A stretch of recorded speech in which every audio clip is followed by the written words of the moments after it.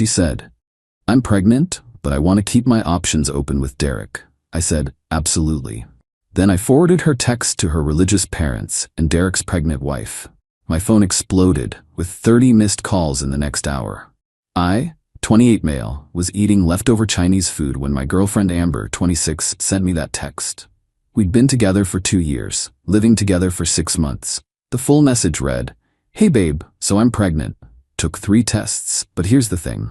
Derek from my Pilates class has been really persistent, and I think I want to keep my options open. You're great, but he has his own practice, and the financial security would be better for the baby. Can we talk about this like adults?"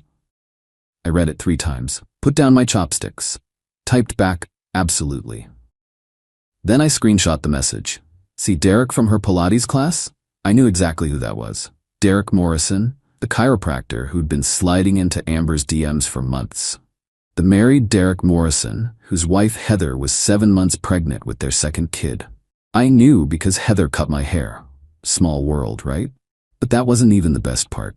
Amber's parents, Gregory and Ruth, super religious.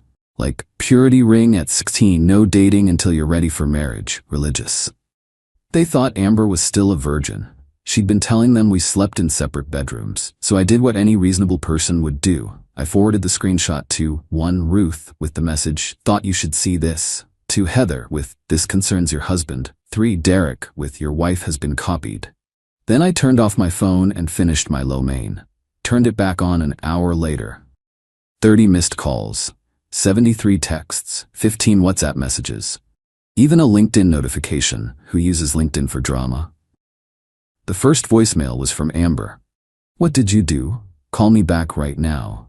The second was from Ruth. "Michael, we're driving over immediately. Don't let our daughter leave." The third was from Derek. "Listen man, this is all a misunderstanding. Call me, please." The fourth was from Heather, surprisingly calm. "Michael, thank you, I'm handling this." I didn't call anyone back. Instead, I started packing Amber's things. Update 1. Amber came home at 11 p.m. last night with her parents. I'd never seen Gregory's face that red. Ruth had clearly been crying for hours. "How could you?" Amber screamed the second she walked in. "How could I what? Forward your own words." "Those were private. So was our relationship, supposedly." Gregory stepped forward. "Michael, we need to discuss this situation." "No discussion needed. She's pregnant, wants to keep her options open with a married man. I'm closing her options here. Her stuff's in boxes by the door." Ruth gasped. "Amber, you're pregnant? You told us you were pure." Amber turned on her mom. "I'm 26, what did you think? We thought you had morals." Gregory boomed. The fight that followed was epic. Amber tried to blame me for exposing her. Her parents were devastated about the pregnancy, the lying, and especially the married man part. At one point, Ruth actually said, "At least Michael was single." Small victories, I guess. Amber tried to stay, claiming tenant rights. I showed her the lease, only my name. She tried to claim common law marriage. We don't live in a common law state. Finally, Gregory dragged her out, but not before she hissed, "This isn't over." This morning I woke up to Derek on my doorstep, full suit, holding coffee and donuts like we're about to have a business meeting. "Michael, buddy, we need to talk man to man." "We're not buddies." "Look, Amber." She's confused. Pregnancy hormones, you know? She doesn't know what she's saying. She knew enough to text it. He tried to push past me. I blocked him. "Derek, your pregnant wife knows. Go home." His face went white. "Heather's being irrational. She kicked me out." "Sounds like a you problem. You don't understand. She's threatening divorce. I could lose my practice, my kids. Should have thought about that before pursuing my pregnant girlfriend." "I didn't know she was pregnant." "But you knew you were married." He actually tried to blame me then. "You destroyed 2 families over a text." "No, Derek. You destroyed your family by chasing a taken woman. Amber destroyed ours by entertaining it. I just shared information." He left, but not before saying, "You're going to regret this." 20 minutes later, Amber posted on Instagram, "Some people can't handle a woman knowing her worth. Calling me names won't change that. I deserve better." The comments were brutal. "Girl, you were trying to steal a married man. Worth? You spelled worthless wrong. Derek's wife is in my prenatal class? You're trash." She deleted it within an hour. Update 2. Things escalated fast. Amber enlisted her best friend Jade to start a harassment campaign. They created a whole narrative where I was controlling and abusive and she was exploring her options to escape. Jade posted a TikTok. My bestie's ex is destroying her life because she wanted to leave him. Now she's pregnant and homeless. This is what happens when you date insecure men. It got 50K views before I could respond. But here's the thing about lying in the digital age. Receipts exist. I posted my own TikTok. Just a slideshow. Her original text about keeping options open. Screenshots of her texts with Derek from the past 3 months. She left her iPad logged in. A photo of Derek's wedding ring. A screenshot of Heather's pregnancy announcement from 2 months ago. Set it to that "Oh No" song. Caption, when she calls you insecure but you just have working eyes. 300K views in 6 hours. The comments were savage. Jade's TikTok got removed for false information. But Amber wasn't done. She showed up at my work with a printed poster that said, "Michael Thompson refuses to support his pregnant girlfriend." Security escorted her out, but not before my manager Harold saw everything. He called me in. "Mike, what the hell is going on?" I showed him everything. He actually laughed. "So she's mad you won't support her while she shops for your replacement?" "Pretty much. Take the rest of the day. File a restraining order. This is unhinged." On my way to the courthouse, I got a call from Heather. "Michael, I wanted to thank you again and give you a heads up. Derek's been fired." "What?" "Yeah, turns out the practice has a morality clause. His partner saw your TikTok. Also, I'm filing for divorce, and guess what? Amber's not his first affair. I found 3 others." Jesus. "Yeah, my lawyer says it's the easiest case she's ever seen. Oh, and Amber might want to get tested. Just saying." I felt sick. Got tested that afternoon. Thank God, all clear. That evening, Ruth called me. "Michael, we've cut Amber off financially. We wanted you to know." "I'm sorry it came to this, Ruth." "We're sorrier. We raised her better than this. Or we thought we did. She's keeping the baby, apparently. Derek wants nothing to do with it. She's learning that options don't always want you back." Update 3. The entitlement reached new heights. Amber tried to file a restraining order against ME, claiming I was stalking and harassing her. The judge looked at her evidence, my one-word response of absolutely and me not answering her calls. Then looked at my evidence, her showing up at my work with a poster, 200+ texts in 3 days, and security footage of her trying to break into my apartment at 2 a.m. Thank God for Ring cameras. Judge denied her order and granted mine. She has to stay 500 feet away. But here's where it gets wild. Derek's mom, Patricia, called me.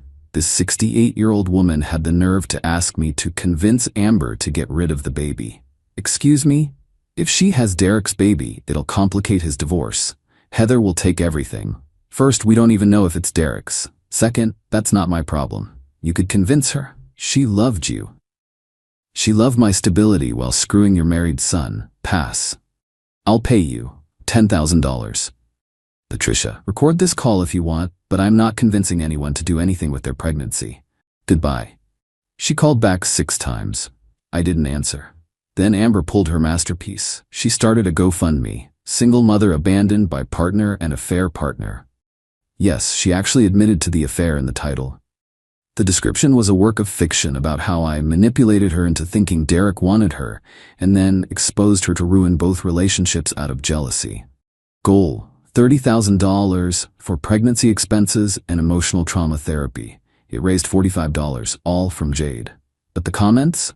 Gold. So you cheated and want money for it? Derek's wife should start one for actual trauma? Is this satire? Girl, you played yourself? The best comment came from someone named Beverly. I'm Derek's neighbor. This woman used to park outside our house at weird hours. We have Ring footage of her looking through their windows. Heather, if you're reading this, call me. The GoFundMe was deleted by the platform for violating terms of service.